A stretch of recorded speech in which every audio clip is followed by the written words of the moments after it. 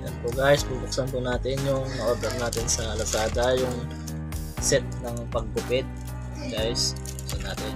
Yan.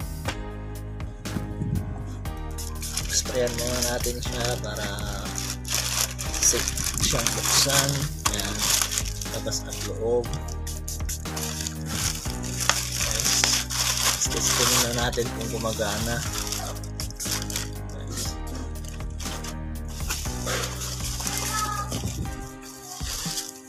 Nakabubble wrap siya. Ay, gamitin po natin to sa mabuting gawa. Yes. Yan po yung itsura niya. Para sa free haircut. Buksan po na natin. Yan.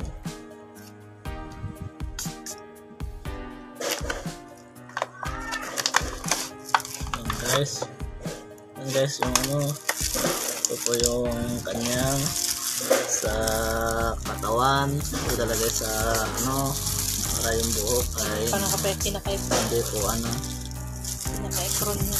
opo, yan po yung ilalagay sa katawan niya pang mag-support sa guys. Sprayan na natin siya. Ito yung gunting. Bali dalawa na po yung gunting ko. Yung isang ganto kasi isaksak siya, may plug. Ito naman naka built in na yung battery, kaya charge lang po sa charger. Yan, yung ganda siya, cute. Yan. Ito po yung manual paano gamitin. Yan, professional haircut clipper. USB cable yung gamit, yung charger, yung dahil dalawa na rin ganito ko sa isa kong gamit na razor. Yan. Tapos ito, hindi ko alam anong gamit to, parang previous lang po siguro itong design sa mga barber shop. So ito ba yung mga sizes ng clipper nya. Tayong 9mm.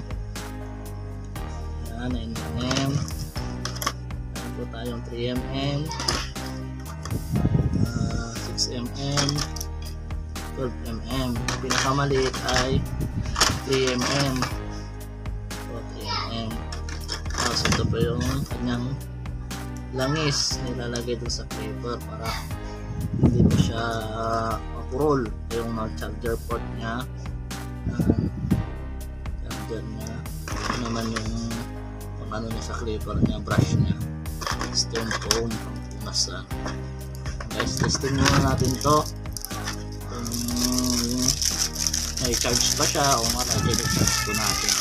Ito natin bago yun, may muna natin.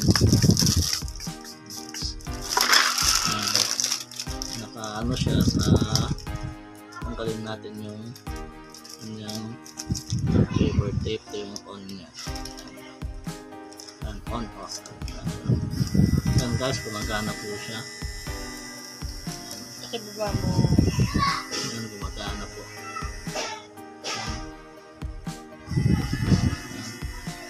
Naka-light po siya. Loobin magagamit natin bukas sa mga bulan. Salamat guys, at mag-order naman po tayo sa online at mura lang po ito at magagamit natin sa ating mga sariling personal use, or magagamit din natin sa business, or kung gusto natin mag free haircut. Salamat po at God bless.